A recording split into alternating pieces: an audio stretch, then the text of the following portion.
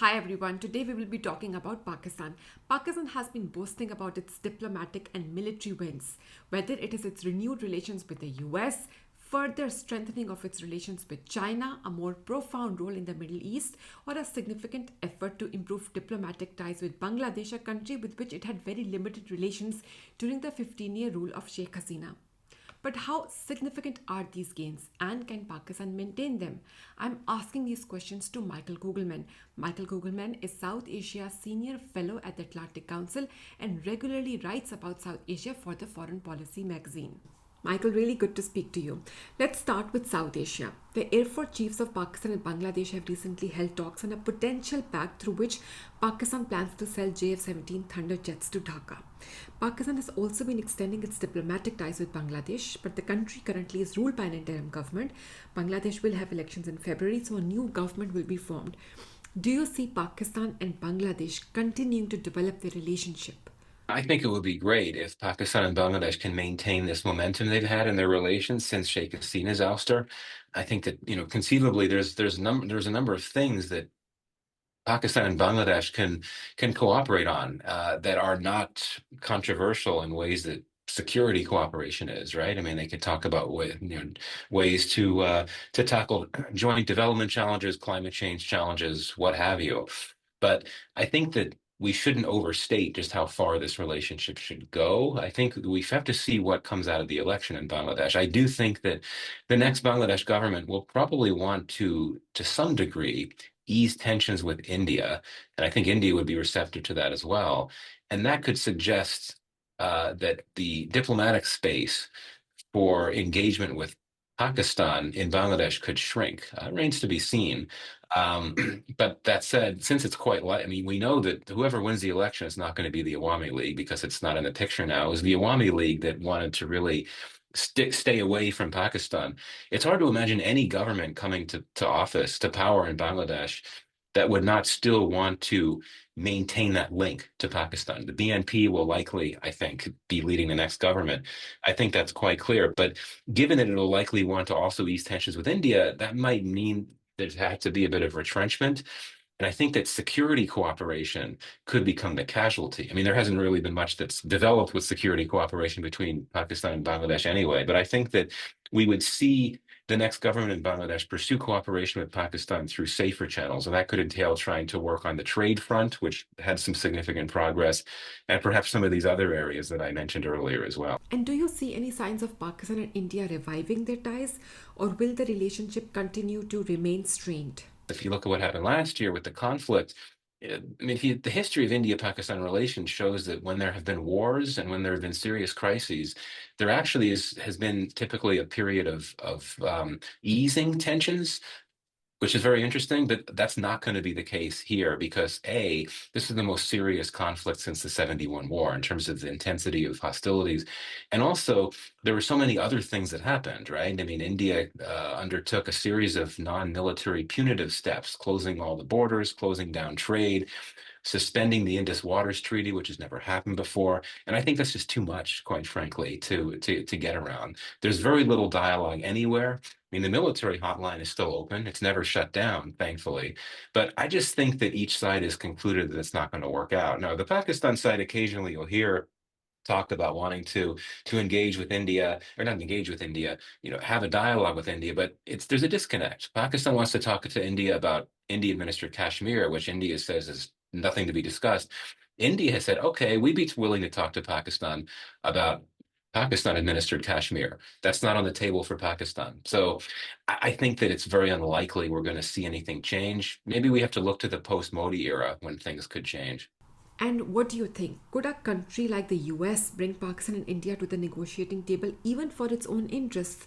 The US is seen extending its relations with Pakistan, and the reality is, despite the tariff tensions, India remains a very important country for the US.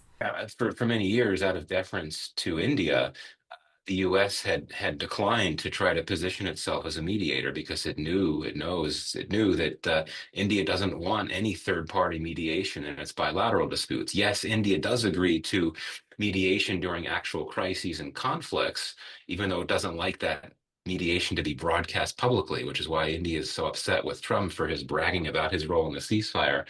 But when it comes to, preemptive mediation, India rejects that, and so the U.S. never did that. Now, of course, we know President Trump has essentially said he'd be happy to mediate on the Kashmir issue, but and I would say that Sergio Gore, the new U.S. ambassador to India, who arrives in the region next week, I think he's also the special envoy for South Asia. I do think that Trump might view Gore, and of course these two are very close, as a travel balloon of sorts. I think that he might view Gore as someone who could try to explore the possibility of some type of U.S. brokered India-Pakistan mediation.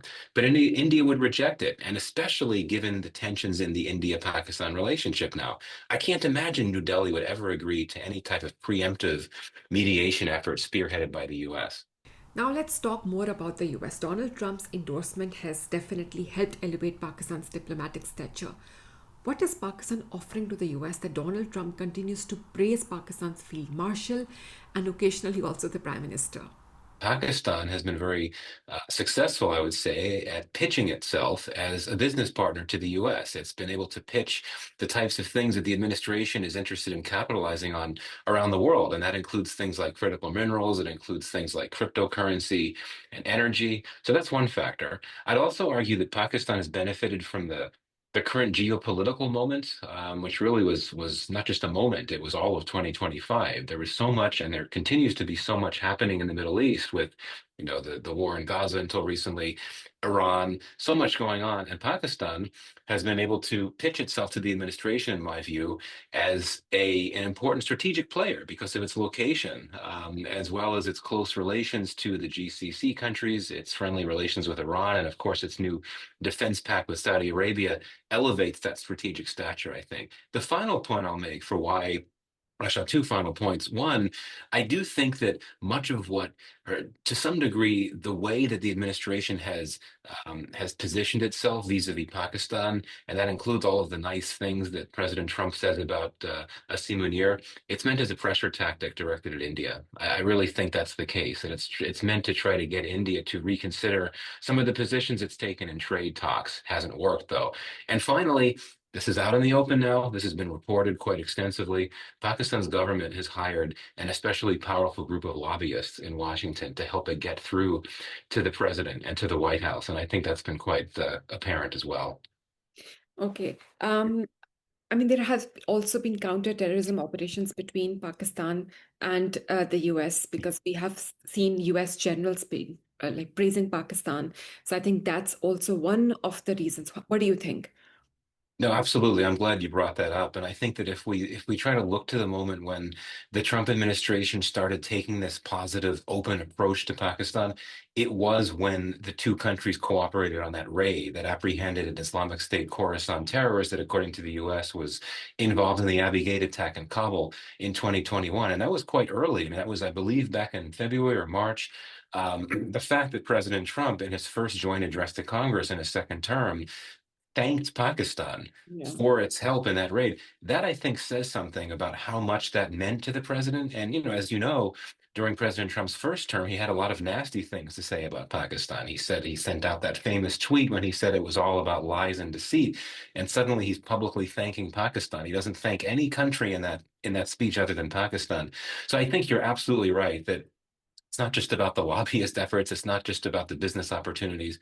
I do think that this administration genuinely feels that Pakistan can help the U.S. with its admittedly limited, but nonetheless significant counterterrorism goals in the Afghanistan-Pakistan region. And the main goal revolves around going after those terrorists that threaten and target the United States and its interests. Okay, so if we have to sum it up, Pakistan is offering investment opportunities mainly in the area of critical minerals. I suppose Pakistan is also like portraying itself as providing some sort of like security guarantees in the Middle East or playing a significant role that elevates US interests in the Middle East and also helping in counterterrorism operations. The question is, will Pakistan be able to deliver on these fronts? Well, I think that the answer to a lot of that is it's unclear, but I think and one could say with a significant amount of confidence that the answer will be no. I mean, if you look at these business opportunities the administration is hoping to pursue, well, I mean, you and I both know that most of Pakistan's critical minerals are in very dangerous areas, very difficult to access. Balochistan, KPK, crypto. This is such a work in progress in Pakistan. It still has not been legalized, even though Pakistan launched this new crypto council perhaps not coincidentally, right around when this Trump administration was coming to power. But it hasn't been legalized. I don't think you have enabling legislation. There's not much that can happen there, quite frankly. And then for energy, President Trump was raving about Pakistan's, millions of, all these unexplored energy resources. But even Pakistani officials acknowledge they don't know anything about that. So I think that there is a risk here. I mean, for all we talk about this renaissance in U.S.-Pakistan relations, if the president concludes that these opportunities he thinks Pakistan can offer on the commercial front are not going to come to pass, he may well get impatient and back away from Pakistan. On the counterterrorism front, we've seen over time that Pakistan can both help and hurt the United States at the same time. During the Afghanistan warriors, for example.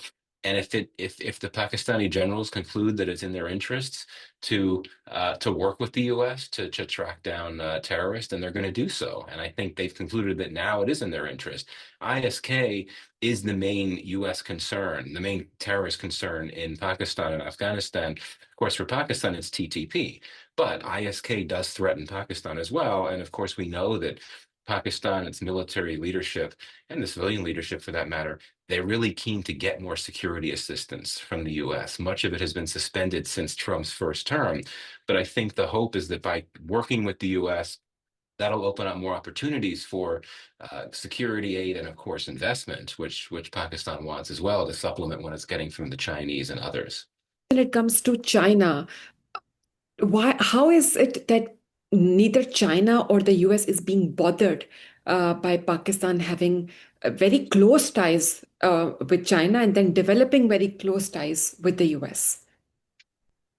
I mean, I think that for China, the view is that Pakistan's relationship with the U.S. would never, or it would be unlikely to um, deepen to the point that it could become a threat for Chinese interests. I think there's a view in Beijing that at the end of the day, despite what Islamabad might say about wanting to balance ties with the U.S. and China, that there's certain things that is always going to depend on China for. Beijing knows it has tremendous levels of leverage over Pakistan because of how reliant Islamabad is and Rawalpindi is on China for security and economic and infrastructure assistance. So I think there's that. On the U.S. side, I mean, it depends on how U.S.-China competition is viewed. I think that during the first Trump administration, during the Biden administration, yeah, I mean, I think there was, not happiness that Pakistan was as close to China as it was, and I think that at the same time, U.S. officials recognize that China is so entrenched in Pakistan through its investments and all that is not too much that the U.S. could do to dislodge that. But the Indo-Pacific strategy, we don't know if that's going to continue in this administration. Final thing I'll say is that we don't know what this Trump administration wants to do about China, right? On the one hand, it seems like it wants to continue economic competition, but Trump seems to want to reach some sort of understanding with President Xi. And so I don't necessarily think that this administration looks at Pakistan through the lens of great power competition. It might not be as bothered about Pakistan's relationship with China as the Biden administration was. Okay. I would briefly like to talk about Pakistan's role in the Middle East, especially because these big developments happened. Pakistan signed the defense pact with Saudi Arabia. It is also trying to talk with Azerbaijan, Libya also. At least publicly, they are saying that there is going to be a lot of defense and trade cooperation. Um, so Pakistan is also looking at Middle East, a more significant role in the Middle East. Yeah, and the defense pact with Saudi Arabia was a game changer. It suggests that Pakistan is now to use a Washington term, a net security provider in the Middle East. But I wouldn't overstate this defense pact. There's something very telling that happened when you had serious levels of violence between Pakistan and Afghanistan back in October. This is when you had Pakistani military strikes in Afghanistan, and then you had Taliban retaliations in Pakistan, border posts. Saudi Arabia issued a statement, and one would think if it has this mutual defense pact with Pakistan, Saudi Arabia would issue a very strong statement where it condemns the Afghanistan, that it expresses its support and commitment to Pakistan. It was a very measured statement. It basically called for the two sides to stop fighting, and also the fact that Saudi Arabia has a very close relationship with India. If there's one country that would be likely to attack Pakistan, it would be India. And you know that Saudi Arabia would not come to Pakistan's defense militarily and attack India. I mean, this is preposterous. It would not happen. So that's why I think we shouldn't overstate the potential of that defense pact. But it's true that Pakistan does have, I think, influence in the Middle East because, as I noted earlier, it has very strong ties with the GCC states, and significantly, it has friendly relations with Iran. So I wouldn't want to overstate Pakistan here. But again, I think it does have a role to play. And we know that the military in Pakistan wants to do things to impress President Trump, quite frankly, and that could entail wanting to help out in other ways. And Michael, tell us, how much are the domestic challenges at play here? The economy has still not fully recovered. Imran Khan remains in jail but is very defiant. How big are the domestic challenges for Pakistan? I would argue that even though the political environment seems deceptively calm, you don't have many protests or things like that. It's a very repressive environment, and so you have a lot of very angry people in Pakistan that don't like the policies of the civilian and military leadership. Are not happy with the military, are not happy about just how powerful the military and Asim Munir have become. And this is, of course, now legally sanctioned with these constitutional amendments. A lot of anger about that. And indeed, the economy can, even with this macroeconomic stabilization, it's sort of superficial. It's because of more IMF support. The economy continues to remain troubled, and the terrorism problem. I mean, Pakistan is experiencing more terrorism in country now than it has in many years. It raises the risk of things getting as bad as they were during that 2007 to 2014 period. So, absolutely, a lot of domestic difficulties for Pakistan, even though I think globally it's enjoying a moment in the sun. I mean, as we've been discussing, I mean, it's been able to capitalize on the geopolitical moment. I mean, the U.S. wants to work with it. It's not getting a lot of pressure for its domestic policies. It's not getting a lot of criticism for them. That emboldens the leadership. But absolutely, a lot of domestic challenges now and moving forward. Really appreciate your time, Michael. Thanks so much. Thanks. I hope you like the video. Do subscribe to my channel if you want to understand and learn more about South Asia. Till my next video, goodbye.